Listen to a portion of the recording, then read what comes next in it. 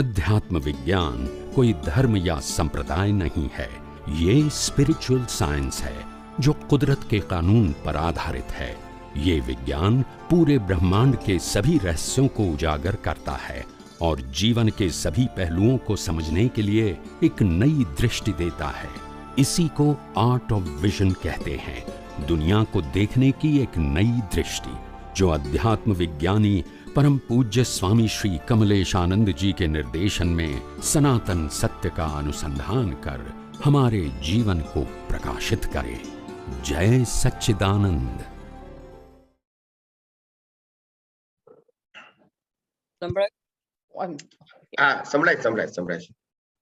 જય સચ્ચિદાનંદ સ્વામીજી, એક તમારા જે જય સચ્ચિદાનંદ આપણે મોહની વાત કરી, તો એક તો મિથ્યા મોહ અને સમ્યક મોહ. યસ, પુરુષાર્થનો ભાગ આખો સમ્યક મોહ તરફ લઈ જાય છે. એમાં અમે કેવળ જ્ઞાનની વાત કરી, તીર્થંકર ભગવાનની કેવળ જ્ઞાનમાં આખા બ્રહ્માંડના રહસ્યો ખુલી જાય છે. કેવળ સુધી પહોંચવા માટે બ્રહ્માંડના રહસ્યો જાણવાના પ્રયત્નો થાય છે. અજ્ઞાન કાઢવાનું, કાં તો એની સામે જ્ઞાન, એટલે હું શ્રદ્ધાત્મા છું, પ્યોર સોલ છું. હવે બ્રહ્માંડના રહસ્યો જાણવામાં આ એક સમ્યક મોહ વપરાય છે, તમારો એ બાજુનો પહોંચવાનો પુરુષાર્થ આખો. એમાં ક્યાં લિમિટ હોય છે? કારણ કે તીર્થંકરોને બધી વિદ્યાઓ ખુલ્લી થઈ જાય છે, તો કોઈ વાપરી શકતા નથી કે વાપરવાનો ઇન્ટરેસ્ટ નથી, કારણ કે જાણે છે કે આ બધી 6 તત્વોનું 5 તત્વોનું કરામત છે, પોતે કોઈ વેલ્યુ નથી ને વાપરવાની, પણ શેના માટે, શું એચીવ કરવાનું? Right, understood. એટલે એને નથી એને એમ કે એચીવ, જો એને માન જોઈતું નથી, સન્માન જોઈતું નથી, લક્ષ્મી જોઈતું નથી, સત્તા સંપત્તિ સંબંધો વિષયો જોઈતા નથી, પછી શેના માટે યુઝ કરે? કરેક્ટ. એના ઉદયમાં હોય, એના ઉદયમાં ઉદય કરવામાં હોય અને કરે જુદી વસ્તુ છે, ઇન્ટરેસ્ટ સાથે ના કરે. પાછળ ચાર્જ કરેલું એટલે રિઝલ્ટ રૂપે ઉદય આવી ગયા હોય તો તો જુદી વસ્તુ, તો જુદી વસ્તુ છે. 400 રૂપે તો પણ પુરુષાર્થ રૂપે ઇન્ટરેસ્ટ સાથે ના કરે. બરાબર. ઇન્ટરેસ્ટ સાથે એટલે અંદર ભળીને કે જસ્ટ ભળીને એ ના કરે, બિલકુલ ના કરે. આ બધા અજ્ઞાની હોય ને, જેને સિદ્ધિઓ સાધના કરીને મેળવી હોય ને, એ બધા એનકેસ કરી નાખે, કારણ કે એને અહંકારથી પ્રાપ્ત કરી છે. એનકેસ કેવી રીતે થાય છે? આ પબ્લિકને બતાવીને એનો બેનિફિટ લે, પૈસા દ્વારા, સેવા દ્વારા કે અન્ય કોઈ પણ રીતે પોતે એનો બેનિફિટ લે. નામના, કીર્તિ, પ્રતિષ્ઠા, સંપત્તિ, આ બધું એના દ્વારા એને પ્રાપ્ત થાય, કારણ કે એની પાસે એબનોર્મલ બિહેવિયર છે, એબનોર્મલ પાવર છે, કે જે સામાન્ય વ્યક્તિઓ પાસે નથી હોતો. એટલે લોકો બધું એને ભગવાન તરીકે માનીને બધું ધરી દે એને. હવે ભગવાન તરીકે માને છે તો એ ઘણા તો મનાવા જતા નથી, છતાં લોકો માને છે ને પૂજે છે, જે થાય. પણ એમાં જેનું થાય છે એને ઇન્ટરેસ્ટ નથી હોતો, ત્યાં એ મુક્ત રહી શકે. હા, એટલે આમાં શું થાય કે જો એક વસ્તુ છે કે સિદ્ધિ શબ્દ છે, એ સિદ્ધિ શબ્દ જ આધ્યાત્મ માર્ગમાં પતનનું કારણ બને છે. એક્ઝેક્ટ. એટલે સિદ્ધિ શબ્દને એનકેસ કરવા જેવું નથી, અથવા તો એને એન્કરેજ કરવા જેવું છે. સિદ્ધિ બાય પ્રોડક્ટમાં આવે અને જતી રહે. આપણી પાસે શાશ્વત શક્તિનું સુખ છે, એ જે સનાતન સિદ્ધિ છે, that is the only our goal. એટલે બીજા બધા ગોલ તો આવે ને જાય, એમાં ઇમ્પોર્ટન્ટ નહીં આપવાનું. માટે આપણે કીધું કે કુદરતી રચના, જે પણ સિદ્ધિ હોય કુદરતી રચના, જે પણ મન વચન કાયનો વ્યવહાર હોય કુદરતી રચના, વેલ્યુ જ નહીં કરવાની. કુદરતી રચના તો બહુ ઇમ્પોર્ટન્ટ છે, વેરી ઇમ્પોર્ટન્ટ, કે બધું જ ખંખેરી કાઢે.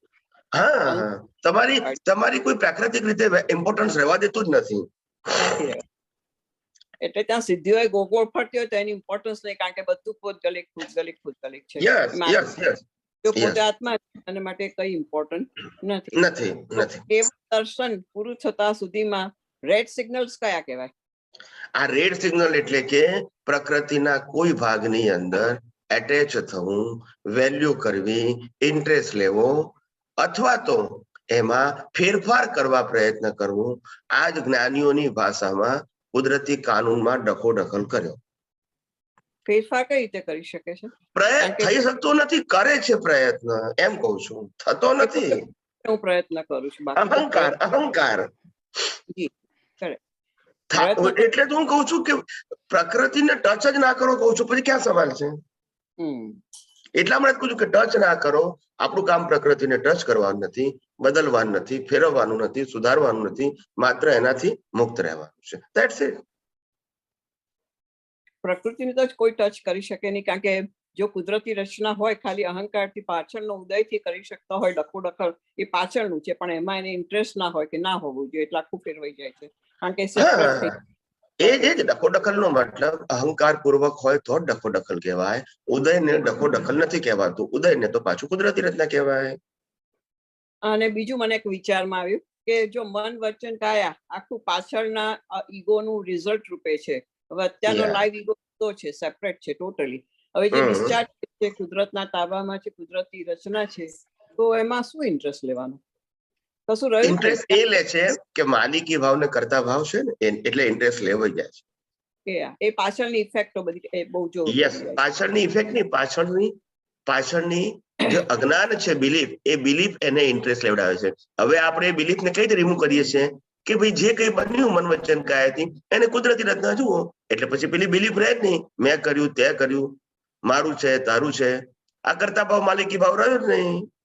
બરાબર છે. એટલે અજ્ઞાન જતું રહ્યું. અજ્ઞાન લઈને આવ્યા હતા પણ એ ઇરેઝ થઈ ગયું, અને સંજોગ તો કુદરતે ડિઝોલ્વ કરી નાખ્યા. પણ આપણે અજ્ઞાને ડિઝોલ્વ કર્યું, કુદરતે સંજોગ ડિઝોલ્વ કર્યા, એટલે તમારું ડેવલપમેન્ટ વધ્યું અને તમારું જ્ઞાન અપગ્રેડ થયું, અનુભવનું જ્ઞાન રિલેટિવ સત્યમાંથી સનાતન સત્ય તરફ ગયું. એટલે ઘણું ઇફેક્ટ આખું સેપરેટ પડી જાય, કારણ કે બોડી મન વચન કાયા જોઈ લીધું કે આ કુદરતના તાબામાં છે, પોતે આમાં ક્યાંય પોતે નથી, પોતે સેપરેટ છે. પોતે શુદ્ધાત્મા છે, પ્યોર સોલ છે, તો આમાં ક્યાં ખાલી ને જોઈ જાણીને નિકાલ જ કરવાનો રહ્યો, અને આ મારું સ્વરૂપ જ ન હોય, આખી કાયા છૂટી પોતે છૂટો પડી જાય છે. કહું છું ને કે મેં હમણાં જે શરૂઆતમાં વાત કરી ને કે આપણું જેમ પિક્ચર જે શૂટિંગ થાય છે ને, એ નાની નાની ક્લિપો ભેગી કરીને થાય છે આખું પિક્ચર. બરાબર છે? બરાબર. કેટલાય બધી ક્લિપો કરતા કરતા તમે જુઓ કે શૂટિંગ ઘણા 6 મહિના 12 મહિના 2 વર્ષ પણ થાય છે. વિડીયો શૂટિંગ પિક્ચર 2.5 કલાકનું હોય, પણ એને શૂટિંગ કરતા તમારે 2-3 વર્ષ થઈ જતા આવશે. એ પણ તમે સાંભળ્યું હશે. હવે કેટલી નાની નાની ક્લિપો બનીને જોડ્યું અને આપણે પિક્ચર જોઈએ છે ત્યારે આપણને સળંગ લાગે છે, બિગિનિંગ અને એન્ડ લાગે છે. એવી રીતે આપણું જીવન પણ અનેક પ્રકારના કર્મોના શૂટિંગથી થયેલું છે, અને બધા શૂટિંગો ભેગું કર્યું, એનું નામ લાઈફ છે. હવે એક એક પ્રકારના એપિસોડો પૂરો થાય છે. આપણે શું કામ એ એપિસોડ પૂરા થયા એને જોવાની જરૂર એમ પૂછું છું.